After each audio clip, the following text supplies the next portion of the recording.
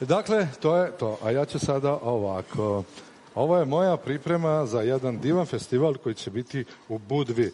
Sad, da li uspijem da pročitam? Mladen Franović, direktor turističke organizacije Budva. Stavite vi masku, direktore.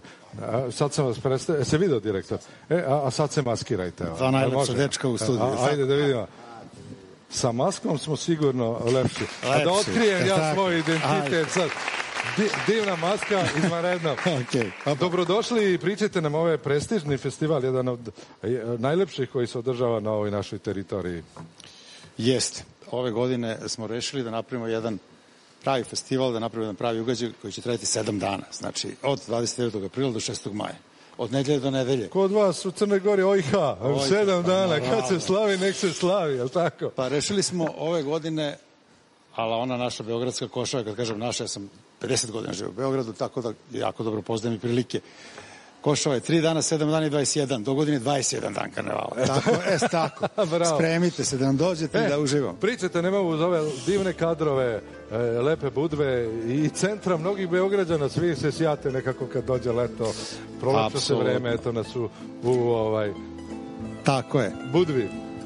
Ove godine ćemo početi sa 29. sa programom koji će biti baš onako ekskluzivan, jak. Zabavljaće će nas mnogi pevači, igrači i muzičari. Big Band je drugoga kad je karneval u špicu, a 5. je Toni Cetinski sa svojim koncertom. Ono što treba reći je da očekujemo jako puno gostiju iz okruženja i nadamo se da će i naši dragi Beograđani i svi gosti Srbije doći u velikom broju. Inače, a ovo je pozivnica sa... To je ono što je regu svake godine. Jeste, to su pređašnji. Ja se nadam da će imati malo bolje vreme ove godine i s verom u Boga bit će lepih 7 dana kao što je danas u Beogradu. Dole se već kupuju. Naručit ćemo. Hvala Bogu. A vi imate jednu specijalnu koreografiju koja je jedinstvena na ovom, pa nam pričajte o čemu se to radi. Pa bazično se počinje 1. maja sa Abrumom. To je jednostavno jedan defila, jedan poziv. Sama reč to i znači, jeli, pozivanje, privlačenje, mamljenje, što bi rekli primorski ribari. Kako ste rekli, Abrum? Abrum, jeste. I tu svi mještani kreću, grad živne, žive ulice, žive lokali, jako je lijepo, jednostavno veselo i ugodno.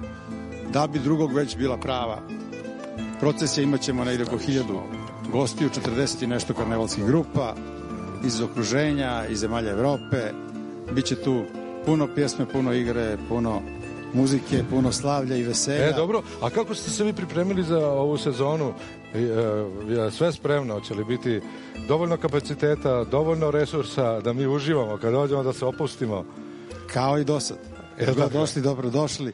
Imamo jedno 100.000 leža u privatnom smeštaju koji je vrhunski i mislim da ćemo i ove godine svim Beograđanima, a i svim najdražim našim gostima, jeli Srbije, pružiti maksimum, tako da će se baš lepo provesti. Hoćemo da stavimo ove maske. Ajmo. Ovako. Ovako. Ajmo. I da otkrijemo sada našu gošću koja je upravo stigla i mnogo voli Budu. Ona se zove Ekstra. Nena. Dobrodošla, Nena. Dobar dan, bolje vas našla. Znaš šta, danas si super, ti si za jednu sliku Miće Trnavca. Sigurno. Ana, predstavi nam gosta. Miću. Moj naredni gost je Radovan Trnavac Mića, slikar, umetnik. Tako je. A zašto si Mića? Ti si Radovan, zašto si Mića? Jel ima Mića mikrofon? Ne. Ja sam upravo to pitala malo pre. Znate šta, ja ne znam o čemu se radi. Svi gosti ovde, svi gledaju ovako, mikrofone ne uzimaju kao da je ovo neka teleportovana priča. Ne, znaš kako si, ja se ovde osjećam kao da sam u jednom pozorištu koje mi vrlo prija. Okačit ćemo mi te mikrofone buduće. Da, nekako. Odlično. A znaš kako, vidi, Pablo Neruda Picasso, pa onda ide Radovan Trnavac Mića. Kako drugačije? Tako mora biti, odlično. Jednom prilikom ćemo napraviti posebnu priču o tvojim izvanrednim slikama, a da sada pričamo o jednom